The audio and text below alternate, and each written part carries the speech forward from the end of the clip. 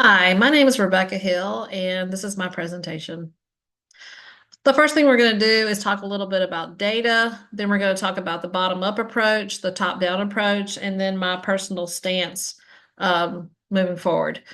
Let's talk a little about the data first.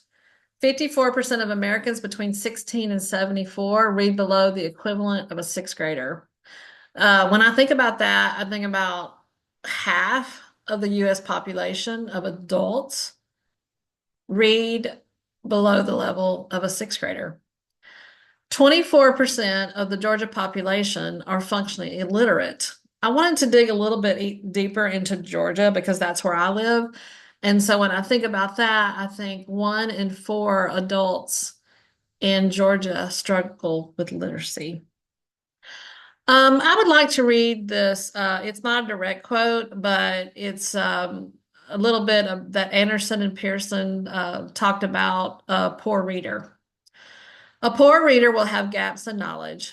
The poor reader who knows less about topics comprehends less during the reading process. A poor reader will confuse the facts within a topic because the reader is unsure of what the pertinent information is in the text. A poor reader will struggle to make inferences needed to understand the text. Let's talk a little bit about the bottom-up theory. The bottom-up theory is when students learn from the smallest unit of sound, phonemes, and these sounds represent letters. Through sounds, students learn to decode most new words. Words become part of the student's vocabulary. Students can string these words together to make sentences that can be comprehended to achieve meaning. The bottom-up theory is taken from behaviorism theories. So we'll start by talking about a few of those. Classical conditioning theory is based on association. I'll give you an example of that. So if a student has a positive response to reading, the student will continue to improve. Thorndike's theory of connectivism establishes a bond between behaviors and future behaviors. For example, in the law of readiness, when a positive behavior event occurs, the student will repeat that behavior. Readiness also is a belief that easier tasks are done before more difficult ones. Also, with Thorndike's theory of connectivism is the law of identical elements. It's when tasks are so similar that the knowledge is easier to gain. And then lastly, about Thorndike's theory is law of exercise is the more you practice something such as reading, the easier it gets. Continuing with the behaviorism theories, let's talk a little bit about the informational processing theory. The informational processing model is a cognitive behavior where information is collected, perceived, learned, saved, and can be retrieved. Whenever I think about this theory, I tend to picture a brain in my head with file cabinets. Um, and where a child gets all this information and then they can easily retrieve it and use it to help them. An example of a short-term memory would be if a student takes a quiz or a test and they um, forget. They may have done well on the test or the quiz, but they forget the actual information. That would be that it was just in short-term memory. An example of long-term memory would be the act of reading. So once a student learns how to read, um, they remember how to read. Moving on. Let's talk a little bit about Goff's information processing model. It explains that cognitive information is processed from lower order to higher order stages. The eyes capture letters, attach sounds, and put the sounds together, attaching meaning, forming sentences that are understood. Later on, Goff's model would be changed to the simple view of reading. Adding to Goff's model is the automatic information processing model. Um, and it's that a reader works through stages to process information. Automatic information processing model states that if a reader uses too much of their cognitive ability to decode, they will not have enough energy left to comprehend. Um, and sometimes, as a teacher, when you look at your students, you can sometimes easily tell when you've kind of lost their attention. But then sometimes when you look at your students, it's harder to tell. You think that you might have their attention, but you don't. And this kind of comes up in the research involved in automatic information processing model. A little bit more about the simple view of reading, which is came from Goff's theories. Um, so the simple view of reading is seen as a multiplication problem. You have automatic word recognition. You have oral language comprehension, and then if you were able to achieve these, you would have reading comprehension. Now, there's lots of ways to think about it, and I kind of like to think about it as when I think about classroom application. Um, we teach the kids how to decode. We teach them phonological awareness. Teach them sight recognition. We teach them high frequency words. We do all these skills to help the reader be able to automatically recognize words, and it just is a part of who they are.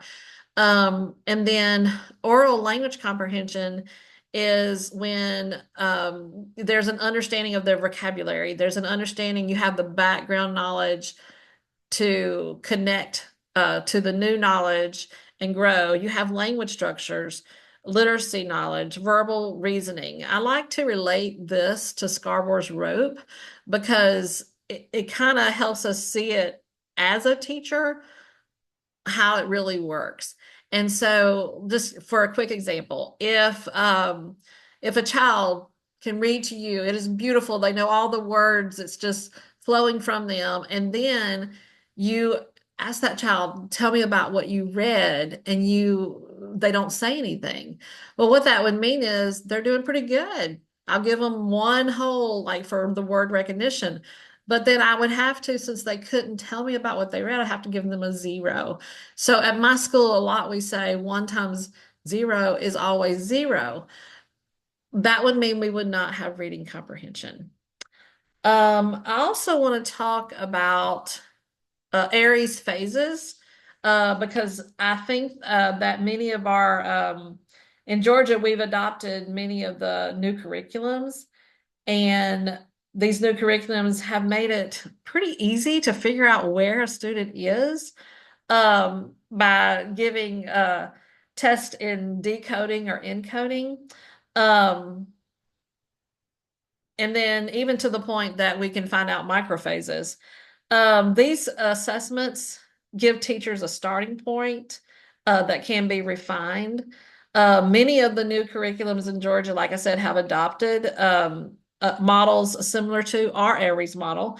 So let's take a look at these phases and what they mean. Let's talk a little bit about the pre-alphabetic. When I think about the pre-alphabetic, I usually think about a stop sign. And so a student may not be able to read the word stop, but that's something they're exposed to over and over again.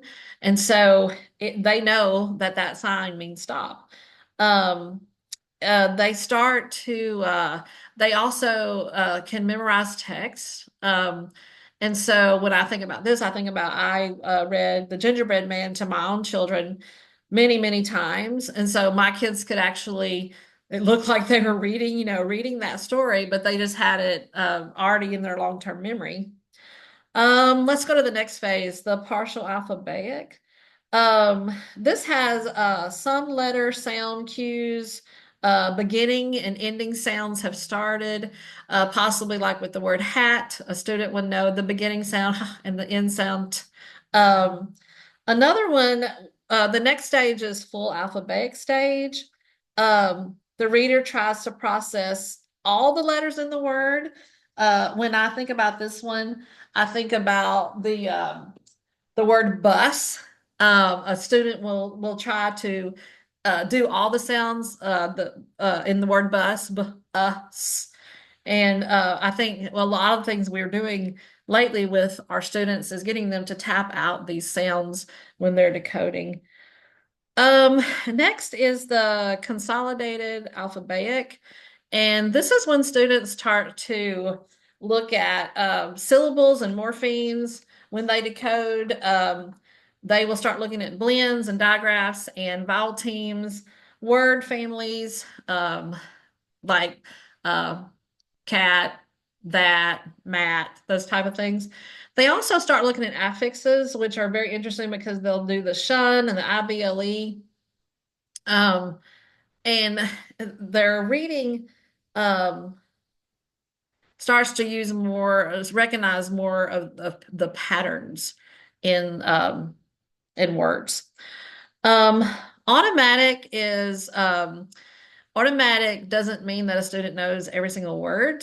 It means that a student has reached a level where they are pretty good at decoding those words and then able to focus on the meaning of the text or the meaning of the word. All right, let's take a look at the top-down approach. The top-down approach is from the constructivism theories, and it is a belief that readers connect new knowledge to existing knowledge, and learning is a natural state of the mind occurring inside the reader with opportunity to form and test hypothesis and infer meaning. Let's take a look at a couple of these theories. We'll start with the unfoldment theory. The unfoldment theory believed that children are naturally curious. Rousseau believed that children should lead the way when it comes to their learning. Passolasi approach was to have a warm, nurturing environment. And he did a lot of work with citizenship and reform of criminals. He worked together with Froebel, and Froebel was known as the father of kindergarten. And one of the things that they talk about is the use of gifts. And these gifts would be tools or we call them manipulatives, anything that would help a student in their learning process. John Dewey's inquiring learning is a belief in the growth of individuals, a proper environment, and the important role of the teacher as a student learns. Dewey believed that teachers carried a lot of the responsibility as learning was taking place, but ultimately it was the student's responsibility to create their own learning. It is the belief that students have the cognitive ability to reason and make decisions, including being masters of their own learning. Adding to that is Anderson and Pearson, the schema theory. This is when a person has a schema in place to make sense out of new knowledge.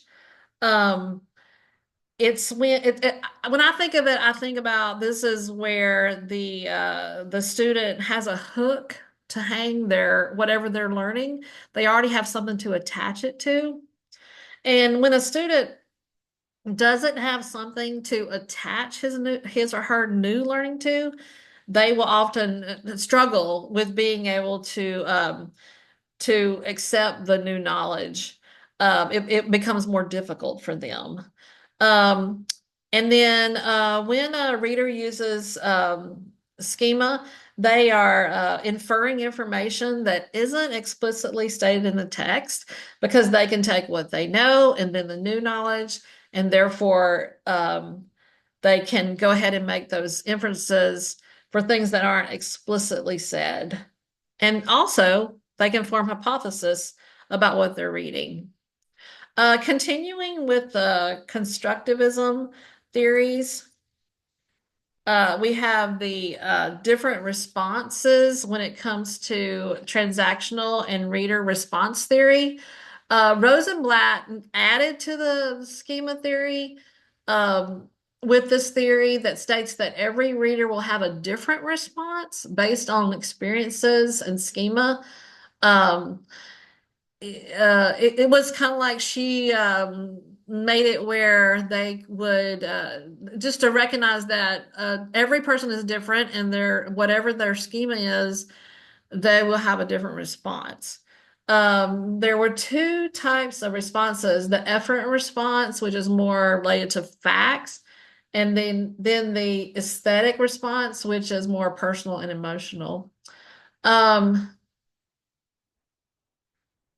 Rosenbach's theory is one where the reader has their own unique meaning of the text. Okay, Goodman. Goodman, psychological theory is the belief in authentic text and natural language, and that miscues were seen as windows into the mind. It is believed that a reader also is a belief that a reader has always been a reader.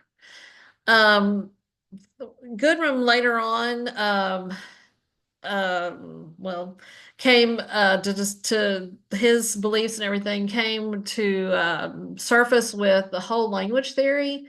Um, when I think about the whole language theory, I always think about that movie Field of Dreams, and I think about, the thing saying, if you build it, they will come.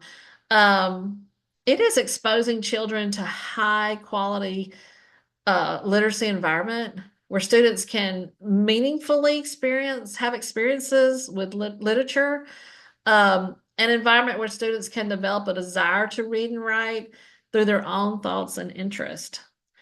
Um, I was actually a student of whole language when I received my BA degree, and I'm very much, you'll see with my stance, I very much lean into whole language along with some other things. We'll talk about that in a minute. Um, and then the metacognitive theory is about a student's ability to think about their own thinking and construct an understanding of how reading comprehension works.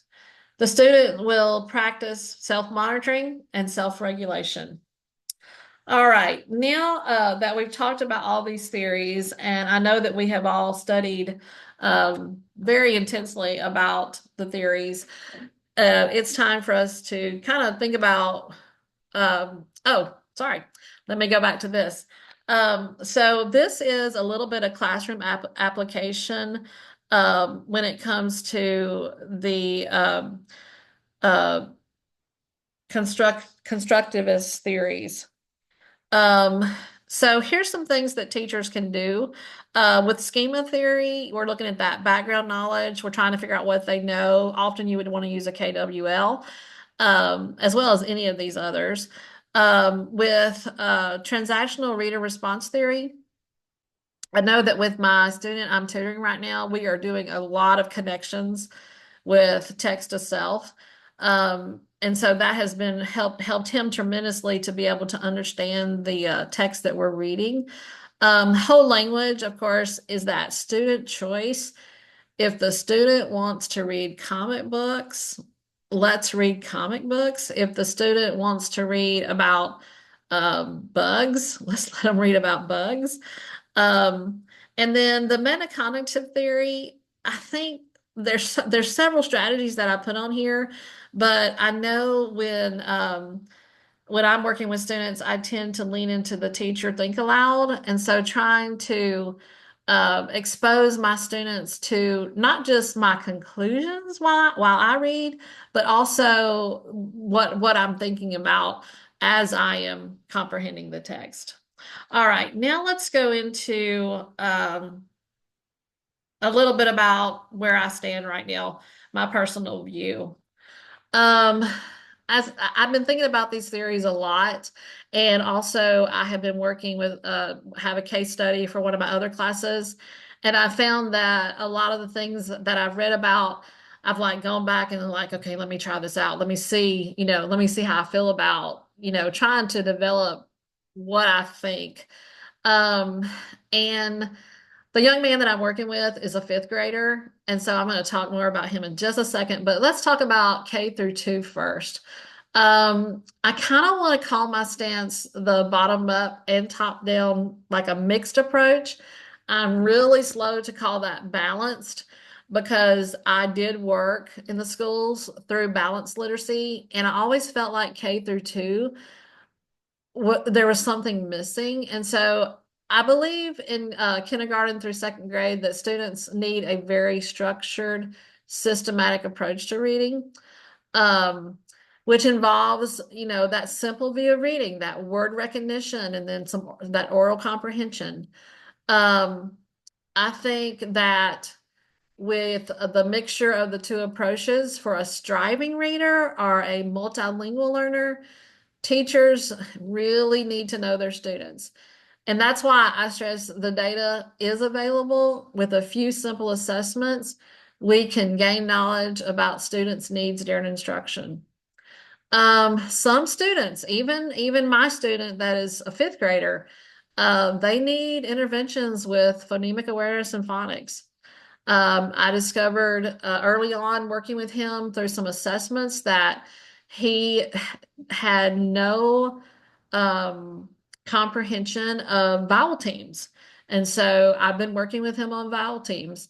Um, and also through, it's just really hard for me to let go of whole language because I think students need choice about what they read. And I feel like whole language is the way to give them that choice. I repeat, you have to know your students. Um, I usually, it seems like I mostly work with boys, and they really want a choice about what they read. They don't really like being told what to read. Um, and, and let's talk about schema theory. I still lean into schema theory very strongly because there is simply no way not to. I feel like it's schema theory and schema, it's just the nature of it. Students know what they know, and that knowledge can build more knowledge. So I think we need to continue to use schema theory. I'm going to repeat it. I say it all the time as an instructional coach. Teachers need to know their students. Um, so my stance is a mix of behaviorism and constructive theory would not, I shouldn't say probably, would be the best choice for our nation and Georgia. Thank you for listening to my presentation.